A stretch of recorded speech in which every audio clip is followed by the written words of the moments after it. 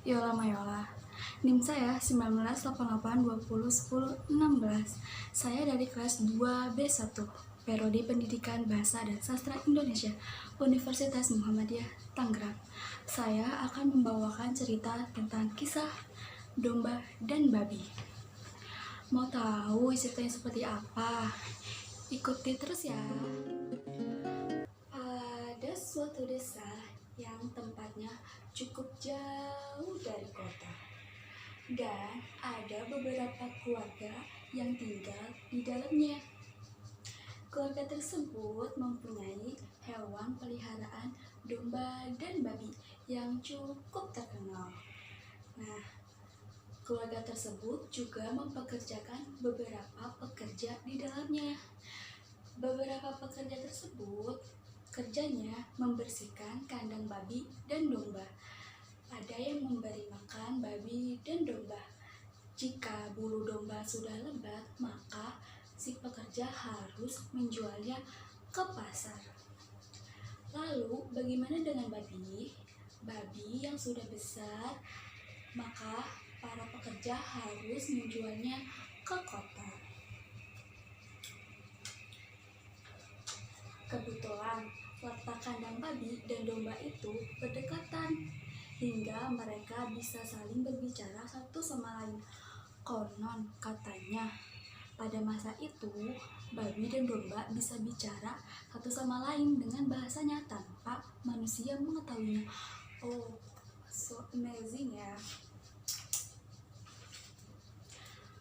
Pada suatu hari, anak babi yang usianya masih muda itu dijual oleh pemilik. Karena berat badannya sudah besar, maka si pemilik itu akan menjual anak babi itu ke kota. Tetapi anak babi itu berlari dan meronta-ronta tidak mau ditangkap. Namun para pekerja akhirnya berhasil menangkap anak babi tersebut dan mengikat kakinya dengan sangat erat. Anak babi itu meronta-meronta dan tidak mau ikut oleh pekerja dijual ke kota. Melihat hal itu, anak domba lalu berkata, "Hei anak babi, gak usah takut, pengecut." Kata anak domba itu seperti itu. Lalu anak domba yang lain menimpali perkataan temannya itu. "Kamu kenapa meronta dan menangis dengan gaduh seperti itu? Padahal teman-teman kamu yang lainnya tidak melakukan sama hal yang seperti kamu lakukan saat ini. Mereka pasrah dengan nasibnya sendiri walaupun nantinya harus disembelih." Melihat hal itu, seekor babi dewasa sangat kesal dengan perkataan domba tersebut. Lalu babi itu pun berkata seperti ini,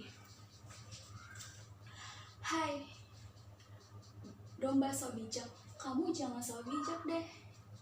Kamu tidak mengalami apa yang kita alami. Kamu hanya dicukur bulunya saja tanpa harus disembelih. Sedangkan hidup kami tidak lama, tidak senikmat hidup kalian semua. Tegakah kamu menghina anak babi yang sedang di ujung kematian?" Lalu anak domba tersebut merenungi nasibnya dan ia sangat menyesali perkataan tersebut. Pada malam harinya, seekor domba menghampiri kandang babi tersebut dan ia meminta maaf atas penyesalan perkataannya pada saat itu. Dia menyesal telah mengatakan kata tersebut. Lalu dia meminta maaf dan tidak mengulanginya lagi. Oke, teman-teman, itu tadi cerita yang saya sampaikan. Nah, dari cerita itu kita bisa mendapatkan pesan-pesan moral tersebut ya, bahwa kita tidak boleh mengejek satu sama lain. Terima kasih. Cerita dari saya cukup sampai di sini. Assalamualaikum warahmatullahi wabarakatuh.